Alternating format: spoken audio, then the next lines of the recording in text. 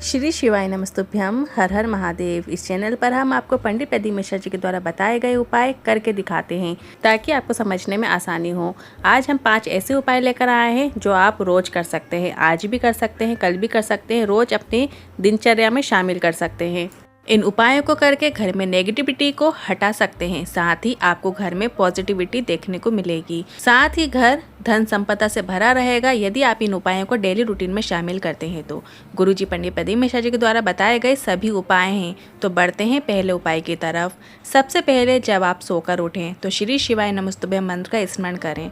साथ ही अपने दोनों हाथ की हथेली के दर्शन करना है। हाथ की हथेली के दर्शन आपको एक विशेष क्रम से करना है। आपको अपने दोनों हाथों को आपस में रगड़ना है और मंत्र स्मरण करना है। श्री शिवाय नमस्तुभ्यम बोलना है। इसके बाद आपको अपनी हथेली के दर्शन करना है। सुबह के समय जब हम अपनी हथेली के दर्शन करते हैं तो उसमें सकारात्मक ऊर्जा होती है। इसके बाद वो हाथ की हथेली आपको अपने चेहरे पर लगा लेना है। आपको पूरे दिन सकारात्मकता देखने को मिलेगी। साथ ही लक्ष्मी सरस्वती का भी वास रहता है। बढ़ते हैं दूसरे उपाय की तरफ। रोज़ सुबह आपको झाड़ू लगाने के बाद एक विशेष काम करना है। आपको ये उपाय करना है। आपको झाड़ू लगाने के बाद अपने रसोई घर से 1 लोटा जल लेना है। आप ये जल एक दिन पहले रोज रात को पितरों के स्थान पर भरकर रख सकते हैं। मतलब जहाँ आप पानी भर के रखते हैं वहाँ रोज आपको रात में एक कलश जल भर के रखना है और सुबह झाड़ू लगाने के बाद वो जल अपने घर के मुख्य द्वार पर सिंचन करना है। सिंचन आपको कैसे करना है वो अच्छे से जान लीजिए। आप अपने हाथ की हथेली में थोड़ा थोड़ा जल लेते जाएं और घर के मुख्य द्वार पर वो जल सिंचन करते जाएं। साथ ही श्री शिवाय नमस्तुभ्यम मंत्र का स्मरण भी करते जाएं।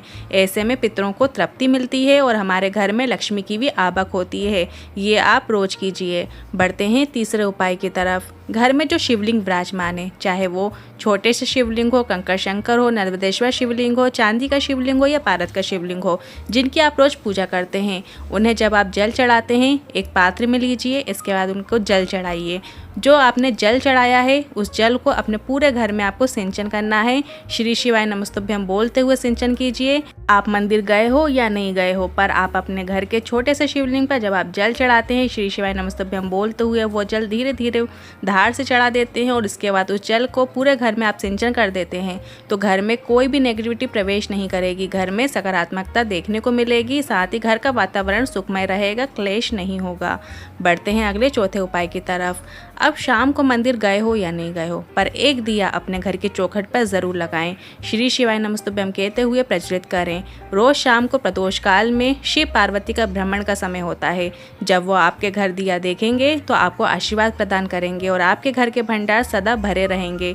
कभी भी कोई कमी जीवन में देखने को नहीं मिलेगी। अब बढ़ते हैं अगले 5वें उपाय की तरफ। जब आप रात्रि में सोएं तो भगवान को याद करते हुए सोएं। भगवान का नाम जाप करें। कुछ घड़ी भगवान का स्मरण करें। कई लोग कहते हैं कि हमारे नगर में या हमारे घर के आसपास शिव मंदिर नहीं है, या फिर कई लोग ऐसा भी कहते हैं हमें शिवलिंग पर जल नहीं चढ़ाने देते।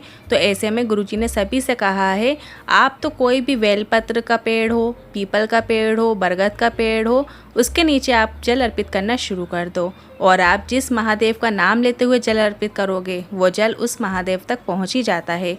जैसे यदि आपके घर के आसपास आंवले का वृक्ष हो तो आप आंवले के वृक्ष के नीचे 1 लोटा जल अक्षेश्वर महादेव का नाम स्मरण करते हुए साथ ही श्री शिवाय नमस्तुभ्यम मंत्र के साथ जल अर्पित कीजिए।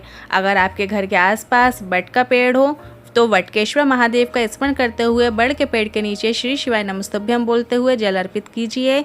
और बेलपत्र के वृक्ष में विल्वेश्वर महादेव के नाम का स्मरण करना है। साथ ही श्री शिवाय नमस्तुभ्यम मंत्र का भी स्मरण कीजिएगा।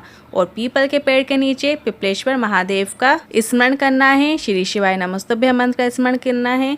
इस बात का ध्यान रखें आप रविवार के दिन पीपल के पेड़ के नीचे जल न चढ़ाएं, क्योंकि रविवार के दिन पीपल के पेड़ के नीचे दरिद्रता का वास होता है। भूल कर भी रविवार के दिन पीपल के वृक्ष के नीचे ना जाएं। यदि कोई व्यक्ति पीपल के वृक्ष के नीचे रविवार के दिन चला जाता है तो उसके साथ दरिद्रता का भी वास हो जाता है। दरिद्रता खिंची चली आती है, क्योंकि 7 दिन में से एक दिन पीपल के वृक्ष के नीचे दरिद्रता वास करती है और वो रविवार का ही दिन है। तो आपको इस बात का ध्यान रखना है।